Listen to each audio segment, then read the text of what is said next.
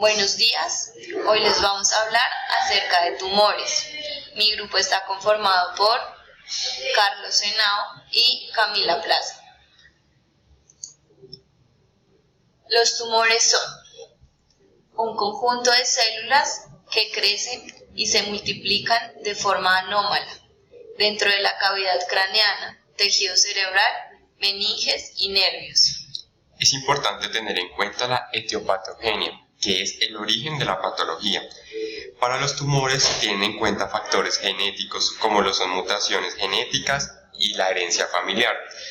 También cuestiones ambientales, como son infecciones, radiaciones, minerales y compuestos químicos que pueden hacer que se contraigan los tumores, que se desarrollen los tumores. La clasificación. Hay un origen primario y secundario. La clasificación es malignos y benignos.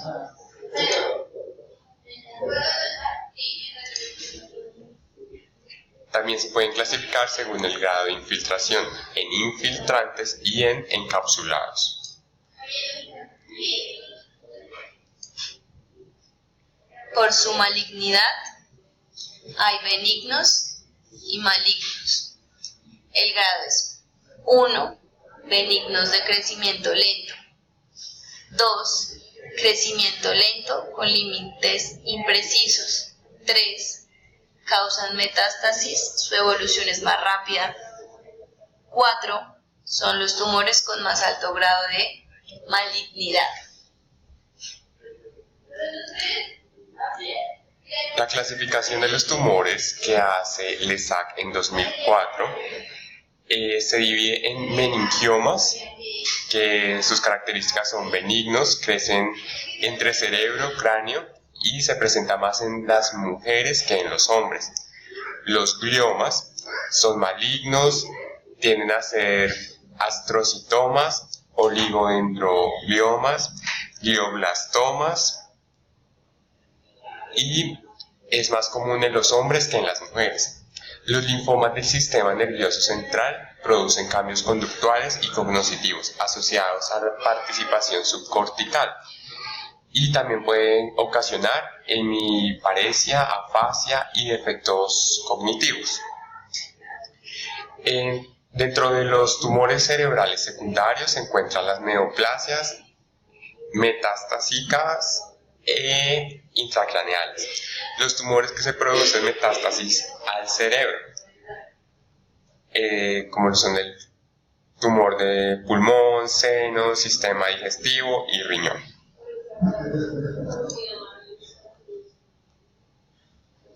Bueno, aquí encontramos la variedad de tumores, su grado de malignidad, el porcentaje respecto al total de los tumores cerebrales y la población afectada. Por un lado, encontramos el glioma, como el astrocytoma, glioblastoma o oligodendroglioblastoma.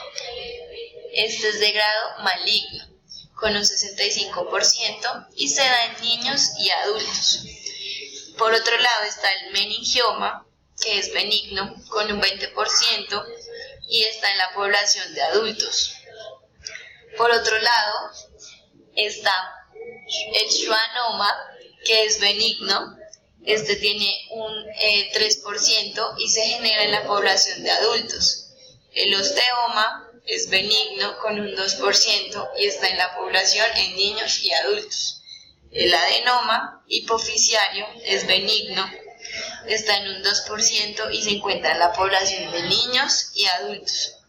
Y por último, el hemangioblastoma está benigno con un 1-2% en la población de niños y adultos.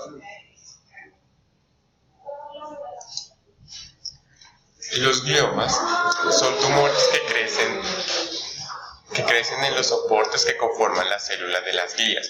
Son las encargadas de mantener las neuronas en su lugar y de adecuado funcionamiento. Estos se dividen en 3 tipos de gliomas: los astrocitomas, que tienen un bajo grado de malignidad, oligodendrogliomas, que presentan un crecimiento lento, y los glioblastomas, que son generalmente y altamente malignos.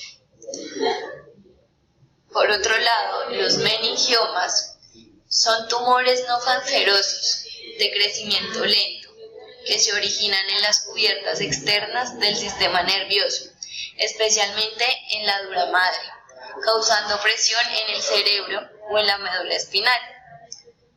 Pueden crecer hacia adentro o hacia afuera del cráneo. Algunos contienen bolsas de líquido, como quistes o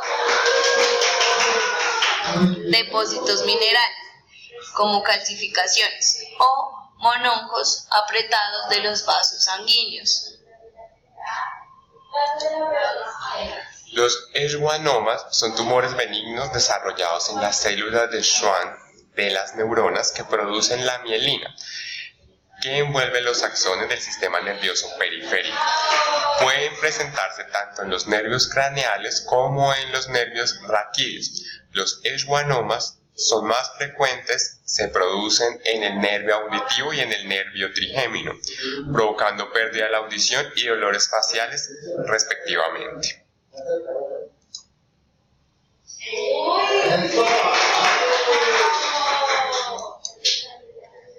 Los osteomas es un tumor óseo benigno de crecimiento lento que se forma en el periósteo. Normalmente están localizados en la cara externa del cráneo. El tipo más común es el osteoma en forma de botón, de pequeño tamaño.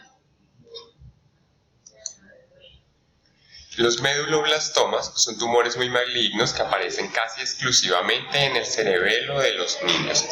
Resultan del crecimiento de las células germinales que se infiltran en el cerebelo o en la parte baja del tronco cerebral. El adenoma hipofisiario es un crecimiento anormal en la hipófisis, la parte del cerebro que regula el equilibrio hormonal del cuerpo. El 10% de los tumores cerebrales primarios. Se trata de neoplasias benignas de crecimiento lento y más frecuentes en los adultos. Lo característico es que su presencia altera el patrón neuroendocrino. Los hemangioblastomas son tumores benignos originados a partir de los capilares vasculares. Su ubicación más frecuente es a nivel de la fosa posterior del cerebelo. Los factores que influyen en las alteraciones. 1. Localización específica del tumor. 2. Tamaño, es decir, desplazamiento de estructuras, tejido afectado e hipertensión endocraneana. 3. Invasión del tejido cerebral, es decir, parenquima cerebral o efecto de presión. 4. Velocidad del crecimiento, es decir, mayor crecimiento, mayor sindromatología, menor crecimiento, existencia de proceso de readaptación y reaprendizaje.